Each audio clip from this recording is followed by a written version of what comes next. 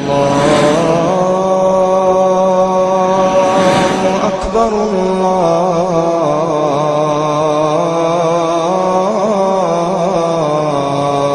أكبر۔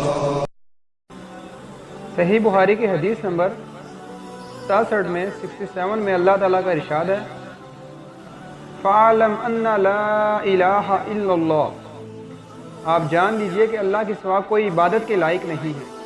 تو گویا اللہ تعالیٰ نے علم سے ابتدا فرمائی، اور حدیث میں ہے کہ علماء انبیاء کے وارث ہیں، اور پیغمبروں نے علم ہی کا وارث چھوڑا ہے۔ پھر جس نے علم حاصل کیا اس نے دولت کی بہت بڑی مقدار حاصل کر لی، اور جو شخص کسی راستے پر اصول علم کے لیے چلے اللہ تعالیٰ اس کے لیے جنت کی راہ آسان کر دیتا ہے۔ اور اللہ تعالیٰ نے فرمایا اللہ سے اس کے وہی بندے ڈرتے ہیں جو علم والے ہیں، اور دوسری جگہ فرمایا کہ اس کو عالموں کے سوا کوئی نہیں سمجھتا، اور کافروں سے کہا کہ سنتے یا عقل رکھتے تو جہنمی نہ ہوتے۔ فرمایا کہ کیا علم والے اور جاہل برابر ہیں؟ تو رسول اللہ صلی اللہ علیہ وسلم نے فرمایا جو شخص کے ساتھ اللہ بھلائی کرنا چاہتا ہے تو اسے دین کی سمجھ عنایت فرماتا ہے، اور علم تو سیکھنے سے ہی آتا ہے۔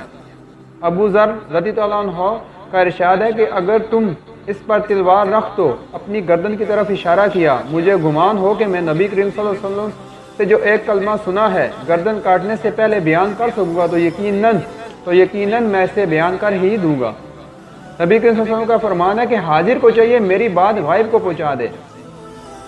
ابن عباس رضی اللہ عنہ نے کہا کہ آیت کو 9 ربا نبین سے مراد ہے کہ حکمہ فقہ علماء، اور ربانی اس شخص کو کہا جو بڑے بڑے مسائل سے پہلے چھوٹے چھوٹے مسائل کو سمجھا کے لوگوں کی علمی تربیت کرے۔